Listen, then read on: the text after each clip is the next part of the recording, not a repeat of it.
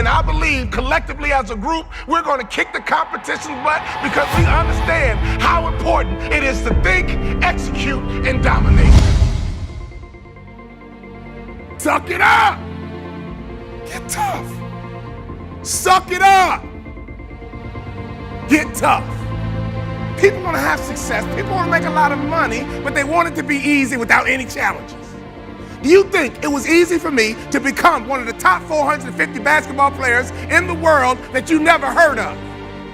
The only way I made it to the NBA is I was fundamentally sound, I was mentally tough, and I never quit. And even when I wanted to quit, I had people in my life that would make sure I didn't quit.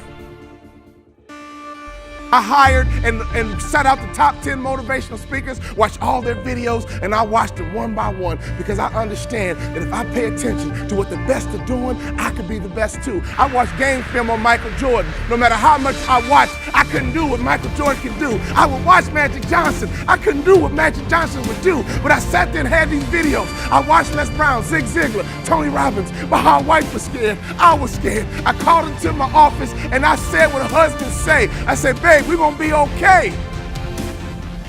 Every month the checking account was dwindling.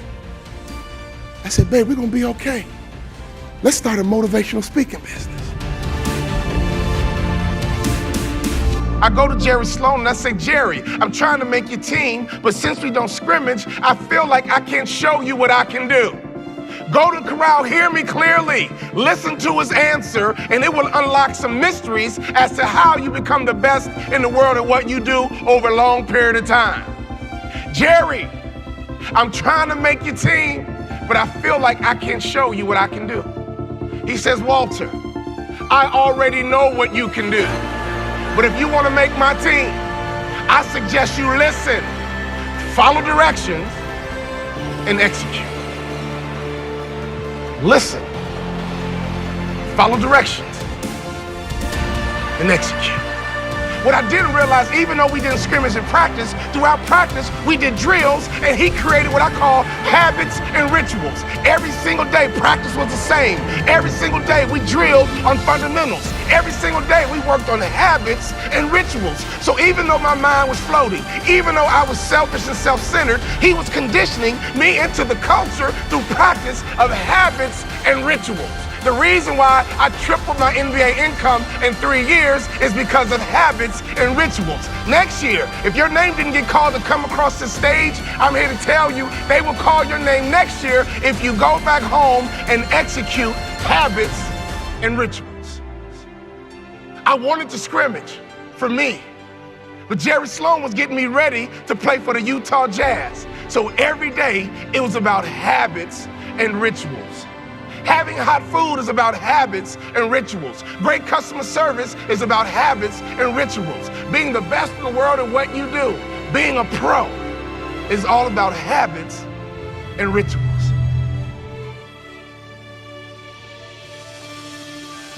Let me tell you something. I learned a very valuable lesson when I played for the Utah Jazz. I had a point guard on my team who's arguably the best point guard in the history of the NBA. His name is John Stockton. John Stockton would go to a chiropractor 4 times a day on game day. You know what I said to myself? I'm not doing that. It doesn't take all that. John Stockton played 19 years in the NBA. I played 3. You would have thought I'd have been smart enough to watch a Hall of Famer and just shut my mouth, hop in the car, and go with them. No! My mind said, yeah, it doesn't take all that. And I would tease him. Man, John Stockton, you OCD or something? Why are you going to a chiropractor 4 times a day? He swore by his chiropractor. That man played point guard in the NBA until he was 40 years old. And he didn't retire because he got slow. He retired because he refused to wear baggy shorts. He loved his Daisy Dukes. Every day on game day, that man would go to a chiropractor 4 times a day. And in my immature basketball mind, I would say, it doesn't take all that. I don't need to do all that. I'm an award-winning motivational speaker because now I pay attention to details. Another peak performance truth. Peak performers are detail-oriented.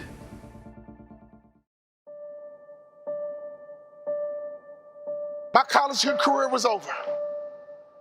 I got offered a job to become a hospital administrator. 2-year program, $75,000 job.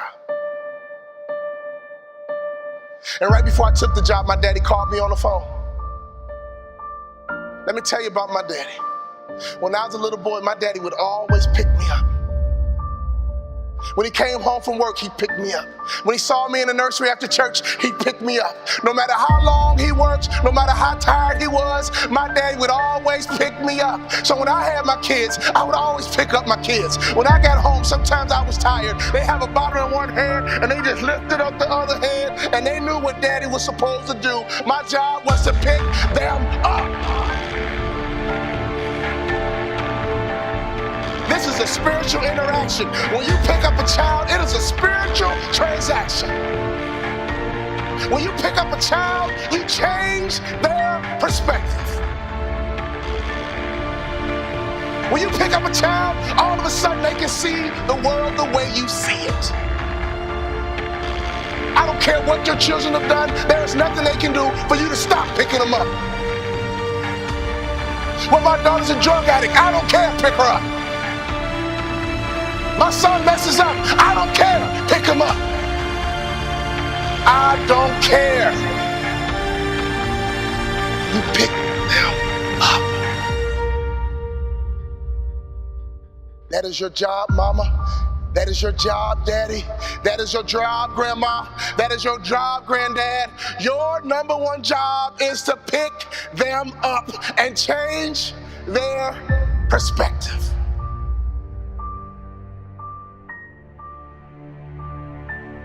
My saddest day, one day, my daddy looked at me and he said, boy, you too big. I can't pick you up anymore. But when he couldn't pick me up physically, he would pick me up emotionally. He would pick me up spiritually. I had a great dad because he would always pick me up. He would always change my perspective.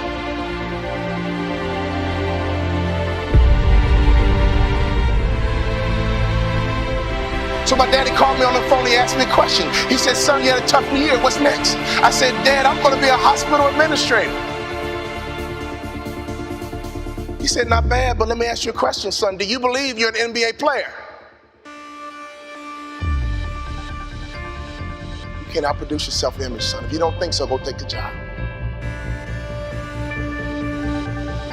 But if you believe you're an NBA player, go for it.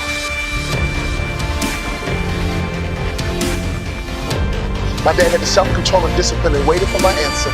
And my answer was yes. You're right, Dad. I can't work the rest of my life. But playing in the NBA is a dream I've had ever since I was a little boy. He said, go for it, son. I limped back into my coach's office with a cast on my foot.